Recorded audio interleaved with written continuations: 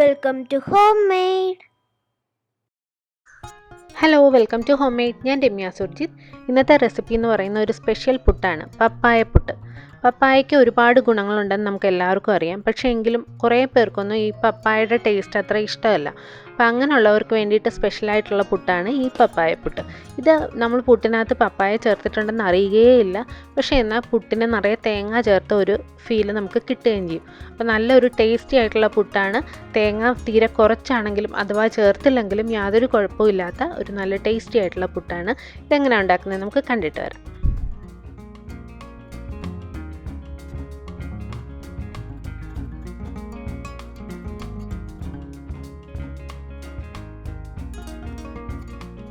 ഇതിനായിട്ട് ഞാൻ പച്ച പപ്പായയാണ് എടുത്തിരിക്കുന്നത്. പച്ച പപ്പായയാണ് ഇതിന് ഏറ്റവും നല്ലത്. 1/2 കിലോ വെയിറ്റുള്ള ഒരു പപ്പായയാണ് ഞാൻ എടുത്തിരിക്കുന്നത്. നിങ്ങൾക്ക് പഴുത്ത പപ്പായയുടെ ടേസ്റ്റാണ് കൂടുതൽ ഇഷ്ടമെങ്കിൽ, മധുരമുള്ള പുട്ടാണ് ഇഷ്ടമെങ്കിൽ നിങ്ങൾക്ക് ചെറുതായിട്ട് ചെനച്ച് തുടങ്ങിയ കളർ വെച്ച് തുടങ്ങിയ പപ്പായ എടുക്കാം കേട്ടോ. ഒത്തിരി പഴുത്ത് പോയ പപ്പായ ഇതിന് കൊള്ളില്ല. അപ്പോൾ ചെറുതായിട്ട് കളർ വെച്ച് എടുത്താൽ ചെറിയ മധുരമുള്ളൊരു പുട്ട് കിട്ടും. അപ്പോൾ ഞാനിപ്പോൾ നല്ല പച്ചയായിട്ടുള്ള പപ്പായയാണ് എടുത്തേക്കുന്നത്. എൻ്റെ ഈ കയ്യിൽ കൊള്ളുന്ന ഒരു വലിപ്പം ഏകദേശം 1/2 കിലോ ഉണ്ട്. അപ്പോൾ 1/2 കിലോ പുട്ടുപൊടിയുടെ കണക്ക് അനുസരിച്ചിട്ടാണ് ഞാൻ ഈ 1/2 കിലോ പപ്പായ എടുത്തിരിക്കുന്നത്. ഇതിനങ്ങനെ പ്രത്യേകിച്ച് കണക്കൊന്നുമില്ല കേട്ടോ, ഇത്തിരി കൂടിപ്പോയാലും കുഴപ്പമൊന്നുമില്ല. ആദ്യം നമുക്കിതിൻ്റെ കുരുവും തൊലിയും എല്ലാം കളഞ്ഞ് നന്നായിട്ടൊന്ന് കഴുകി ക്ലീൻ ചെയ്തെടുക്കാം. അതിനുശേഷം ഞാനതൊരു ഫുഡ് പ്രോസസ്സറിലിട്ട് ചെറുതായിട്ട് ഇങ്ങനെ പൊടിയായിട്ട് അരിഞ്ഞെടുത്തിരിക്കുകയാണ്. നിങ്ങൾക്കിത് പലതരത്തിൽ ചെയ്യാം. ഫുഡ് പ്രോസസ്സർ ഉണ്ടെന്നുണ്ടെങ്കിൽ ഇങ്ങനെ തന്നെ ചെയ്യുക. അതല്ല എന്നുണ്ടെങ്കിൽ ഗ്രേറ്റർ വെച്ചിട്ട് ഗ്രേറ്റ് ചെയ്തെടുക്കാം, ഉരച്ചെടുക്കാം. അതല്ല എന്നുണ്ടെങ്കിൽ ചെറിയ കഷ്ണങ്ങളാക്കിയിട്ട് മിക്സിയിലിട്ട് ഒന്ന് കറക്കി തരിതരിപ്പായിട്ട് അരച്ചെടുക്കുക. അധികം അരഞ്ഞു പോകരുത്, ഒന്ന് ചെറുതായിട്ട് ക്രഷ് ചെയ്താൽ മതി. അധികം വലിയ പീസൊന്നും അതിൽ പാടില്ല, അത് വേകാനായിട്ട് ബുദ്ധിമുട്ടാവും. അങ്ങനെ എടുക്കുക. അതിനുശേഷം ഞാനിപ്പോൾ 1/2 കിലോ അരിപ്പൊടി എടുത്തിട്ടുണ്ട്. ഏത് പുട്ടുപൊടിയാണെങ്കിലും കുഴപ്പമൊന്നുമില്ല. അതിനകത്തേക്ക് ആവശ്യത്തിന് ഉപ്പ് ചേർത്ത് കൊടുക്കാം. പപ്പായയുടെ പഴുത്ത ടേസ്റ്റ് ഇഷ്ടമുള്ളവരാണെന്നുണ്ടെങ്കിൽ ചെറുതായിട്ട് ചെനച്ചത് നോക്കി എടുക്കുക. അതിനകത്ത് ഉപ്പ് കുറച്ച് ചേർത്താൽ മതിയാകും. പിന്നെ ഇതിനകത്തേക്ക് 1/2 ടീസ്പൂൺ ജീരകം, നല്ല ജീരകം ചേർത്ത് കൊടുത്തിട്ടുണ്ട്. ഇനി നമുക്ക് ഇത് ചെറുതായിട്ടൊന്ന് മിക്സ് ചെയ്ത് കൊടുക്കുക. ഉപ്പ് എല്ലായിടത്തും എത്തുന്ന വിധത്തിൽ ആദ്യം ഒന്ന് ഒരു സ്പൂൺ വെച്ച് മിക്സ് ചെയ്യാം. ഇനി നമുക്ക് റെഡിയാക്കി വെച്ചിരിക്കുന്ന പപ്പായ കുറേശ്ശെയായിട്ട് ഇതിനകത്ത് ചേർത്ത് കൈ കൊണ്ടൊന്ന് മിക്സ് ചെയ്ത് കൊടുക്കാം. ഈ പപ്പായയുടെ അളവിൽ ഞാൻ കൃത്യം എത്ര വേണമെന്ന് പറയാത്തത്, ഇത് കൂടുതൽ ചേർത്താൽ കൂടുതൽ ടേസ്റ്റാണ്. പപ്പായയുടെ ആ ഒരു ടേസ്റ്റാണെന്ന് തിരിച്ചറിയാൻ പറ്റില്ല.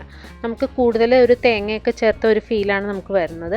അതുകൊണ്ട് ഇച്ചിരി കൂടിപ്പോയാലും ഒരു കുഴപ്പമില്ല. പപ്പായയ്ക്ക് ഒരുപാട് ഗുണങ്ങളുള്ളതാണ്. കുറച്ച് കൂടുതൽ ചേർക്കുന്നതാണ് എപ്പോഴും നല്ലത്.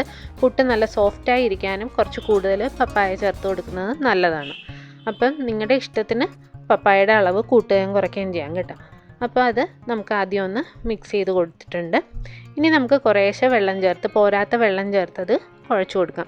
ആ പപ്പായയിൽ നിന്ന് കുറച്ച് വെള്ളം അതിൽ വന്നിട്ടുണ്ടാവും. അപ്പോൾ അത് നോക്കിയിട്ട് വേണം വെള്ളം ചേർക്കാനും കുഴയ്ക്കാനും എപ്പോഴും. ഓരോ അരിപ്പൊടിക്കും ഓരോ അളവാണല്ലോ വെള്ളത്തിൻ്റെ. അതുകൊണ്ട് ഞാൻ പ്രത്യേകിച്ച് വെള്ളത്തിൻ്റെ അളവ് പറയുന്നില്ല. നിങ്ങളുടെ അരിപ്പൊടിക്ക് എത്ര വെള്ളം വേണമെന്നനുസരിച്ചിട്ട് വെള്ളം ചേർത്ത് കുഴച്ച് കൊടുക്കുക. ഇതുപോലെ കയ്യിലൊന്ന് പിടിച്ചു വരുമ്പോഴേക്കും ഒന്ന് ഉരുളയായി കിട്ടണം. അപ്പോഴാണ് നമുക്ക് വെള്ളം ആവശ്യത്തിനായി എന്ന് മനസ്സിലാകുന്നത്. ഇനി ഇതിനകത്തേക്ക് 1/2 കപ്പ് തേങ്ങ ചിരകിയത് ഞാൻ ചേർത്ത് കൊടുത്തിട്ടുണ്ട്. ഇത് ഓപ്ഷനിലാണ്, തേങ്ങ വേണ്ടാത്തവർക്ക് ഇത് ഒഴിവാക്കാം. എൻ്റെ കയ്യിലുള്ളത് കൊണ്ട് ഞാൻ ചേർത്ത് കൊടുത്തിട്ടുണ്ടെന്നേ ഉള്ളൂ. അപ്പോൾ ഇതും ഒരു ഗുണമാണ്. നിങ്ങളുടെ കയ്യിൽ തേങ്ങ ഇല്ലെന്നുണ്ടെങ്കിൽ പപ്പായ ഉണ്ടെങ്കിൽ അത് ചേർത്തുണ്ടാക്കിയാൽ പുട്ടിന് നല്ല ടേസ്റ്റ് ആയിരിക്കും. തേങ്ങയുടെ കുറവ് അറിയേയില്ല.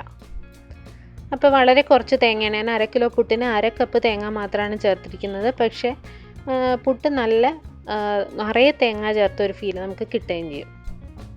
നമുക്ക് സാധാരണ പുട്ടുണ്ടാക്കുന്ന പോലെ പുട്ടുകുറ്റിയിൽ ചില്ലിട്ടിട്ട് വേണമെങ്കിൽ അല്പം തേങ്ങയും ബാക്കി പുട്ടുപൊടിയും കൂടെ ചേർത്തിട്ട് നമുക്ക് വേവിച്ചെടുക്കാം. അതിന് വേണ്ടിയിട്ട് ഒരു കുക്കറിൽ കുറച്ച് വെള്ളം വെച്ചിട്ടുണ്ട്. വെള്ളം തിളച്ച് ആവി വന്നു കഴിയുമ്പോഴേക്കും നമുക്കതിനകത്തേക്ക് പുട്ട് വെച്ച് വേവിച്ചെടുക്കാം. അപ്പോൾ ഇത് ആവി വന്ന് തുടങ്ങി കഴിയുമ്പോൾ ഒരു 2-3 മിനിറ്റ് വെച്ചാൽ മതി, പെട്ടെന്ന് തന്നെ വേകും. പപ്പായ ചേർത്തിട്ടുണ്ടെന്ന് കരുതി കൂടുതൽ നേരം വെച്ച് വേവിക്കേണ്ട കാര്യമൊന്നുമില്ല. നമ്മൾ തീരെ ചെറുതായിട്ട് ചേർത്തിരിക്കുന്നതുകൊണ്ട് പപ്പായ പെട്ടെന്ന് തന്നെ വെന്തോളും. അപ്പോൾ നല്ല അടിപൊളി നല്ല സോഫ്റ്റ് പുട്ട് റെഡി ആയിട്ടുണ്ട്. നല്ല ഹെൽത്തി ആയിട്ടുള്ള പുട്ട് റെഡി ആയിട്ടുണ്ട്. എല്ലാവരും ഒന്ന് ട്രൈ ചെയ്ത് നോക്കുക, കുട്ടികൾക്കും ഇഷ്ടമാകും. ഇഷ്ടപ്പെട്ടാൽ നമ്മുടെ വീഡിയോ ലൈക്ക് ചെയ്യാനും സബ്സ്ക്രൈബ് ചെയ്യാനും കമൻറ്റ് ചെയ്യാനും ഷെയർ ചെയ്യാനും മറക്കരുത്. പുതിയ വീഡിയോകളുമായി നമുക്ക് വീണ്ടും കാണാം. താങ്ക്